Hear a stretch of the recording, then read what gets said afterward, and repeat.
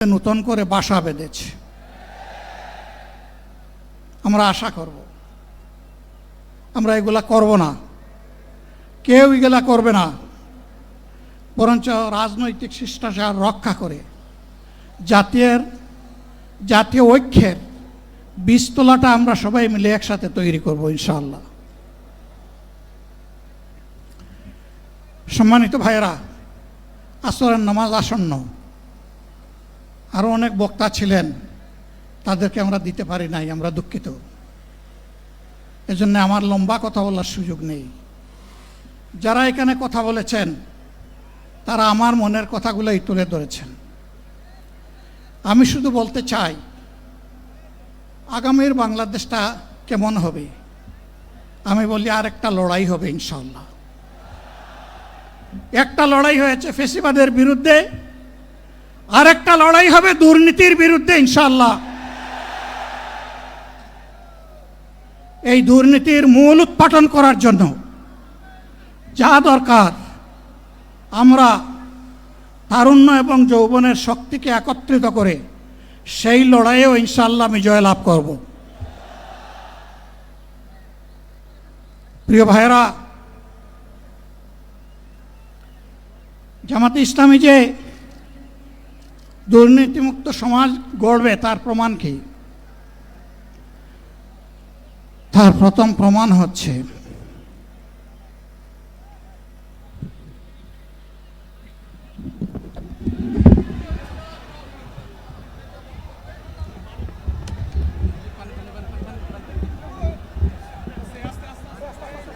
আপনারা অবস্থান করুন যার যে জায়গায়। আপনাদের সবকিছু দেখার স্থান পরিবর্তন করবেন না, সবাই জায়গায় থাকেন, সবাই তার নিজ নিজ জায়গায় অবস্থান গ্রহণ করেন, সবাই তার নিজ নিজ জায়গায় অবস্থান গ্রহণ করেন। আপনারা নিজ নিজ জায়গায় থাকুন, প্রয়োজনীয় দিক নির্দেশনা দেওয়া হবে। আপনাদের উত্তেজিত উদ্বেলিত হওয়ার কোনো কারণ নেই। মহান রাব্বুল আলামিনের একান্ত মেহেরবানিতে আমাদের প্রোগ্রাম আলহামদুলিল্লাহ, শুকরান, আলহামদুলিল্লাহ কাসিরান। সম্মানিত ভাইয়েরা,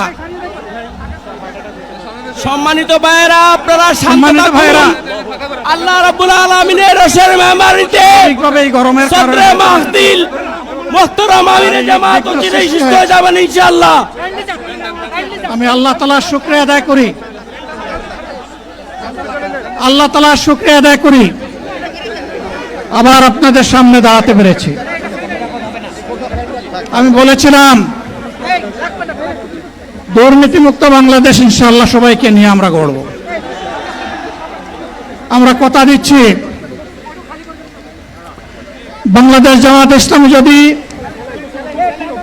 আল্লাহ তাআলার মেহেরবানি এবং সরকার জনগণের ভালোবাসা নিয়ে সরকার গঠন করে, তাহলে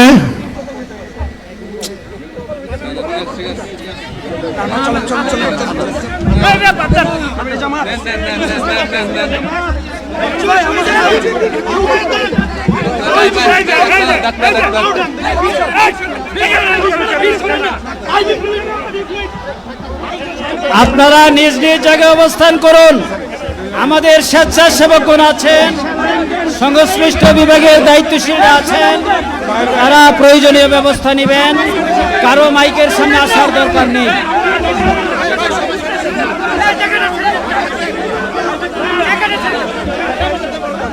আপনারা অবস্থান করুন নিজ নিজ জায়গায়।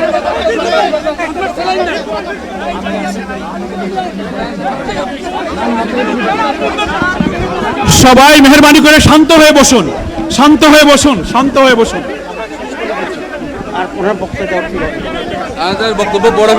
আপনারা সকলে আমিরে জামাত একটুখানি অসুস্থ হয়েছেন, গরমের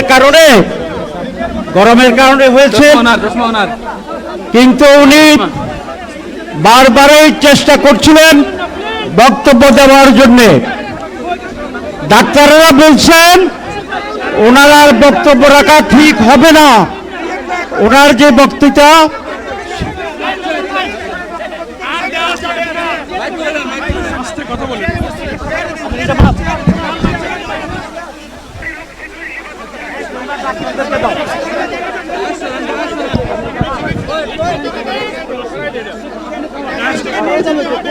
আপনারা নিজ নিজ আসনে উপবেশন করুন।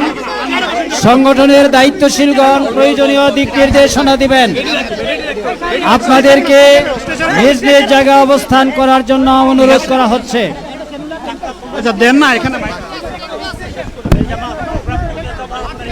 আপনাদের এই ড্রোনগুলো আলহামদুলিল্লাহ আলহামদুলিল্লাহ। আরে আল্লাহ যত সময় হায়াত দিয়েছেন, আল্লাহ যত সময় হায়াত দিয়েছেন তত সময় মানুষের জন্য লড়াই করব ইনশাআল্লাহ। এ লড়াই বন্ধ হবে না। বাংলার মানুষের মুক্তি অর্জন হওয়া পর্যন্ত আমাদের লড়াই অব্যাহত থাকবে। বলছিলাম জামাতে ইসলামী যদি আল্লাহর ইচ্ছা এবং জনগণের ভালোবাসায় বাংলাদেশের মানুষের সেবা করার সুযোগ পায়, তাহলে মালিক হবে না, সেবক হবে ইনশাআল্লাহ। আজ আমি ঘোষণা দিচ্ছি, লক্ষ জনতাকে সাথে নিয়ে বাংলাদেশ জামাতে ইসলামী থেকে যারা আগামীতে সংসদ সদস্য হিসাবে নির্বাচিত হবেন, আরে আপনারা কথা বন্ধ করেন, আপনারা কথা বন্ধ করেন, সবাই বসে পড়েন, সবাই বসেন বসেন, কেউ দাঁড়াবেন না, সবাই বসেন।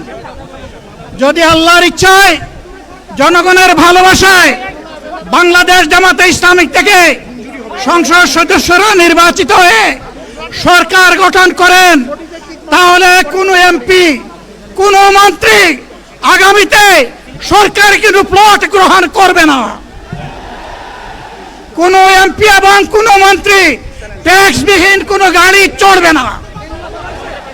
কোনো এমপি এবং কোনো মন্ত্রী তার নিজের হাতে কোনো টাকা চালাচালি করবে না। কোনো এমপি এবং কোনো মন্ত্রী যদি তার নির্দিষ্ট কোনো কাজের জন্য বরাদ্দ পেয়ে থাকেন, কাজ শেষ হওয়ার সাথে সাথে বাংলাদেশের 18 কোটি মানুষের কাছে তারা তার প্রতিবেদন তুলে ধরতে বাধ্য হবে। সম্মানিত বন্ধুগণ, চাঁদা আমরা নিব না, দুর্নীতি আমরা করব না, চাঁদা আমরা নিতে দেব না, দুর্নীতি আমরা সহ্য করব না। এই বাংলাদেশটাই আমরা দেখতে চাই। যুবকদেরকে আমরা স্পষ্ট ভাষায় বলতে চাই, বন্ধুগণ, তোমাদের সাথে আমরা আছি। আমি আজকে জামাতের আমির হিসাবে এখানে কথা বলতে আসিনি।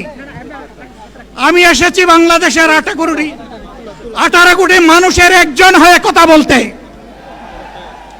আমি শিশুদের বন্ধু, আমি যুবকদের ভাই, আমি বয়স্কদের সহযোদ্ধা, আমার বোনদের আমি ভাই। সুতরাং তাদের মুক্তির জন্যই আমি দায়িত্ব নিয়ে আজকে এখানে দাঁড়িয়েছিলাম। আল্লাহর ইচ্ছা শরীর আমাকে সাময়িকভাবে সহযোগিতা করে নাই, এটাও আল্লাহর ইচ্ছা যে এখন আল্লাহ আমাকে কথা বলার সুযোগ দিচ্ছেন। আমি বলতে চাই, বাংলাদেশের নির্দিষ্ট কোন শ্রেণীর মুক্তির জন্য আমাদের এই লড়াই নয়। রাস্তার একজন পরিচ্ছন্নতা কর্মী, চা বাগানের একজন শ্রমিক,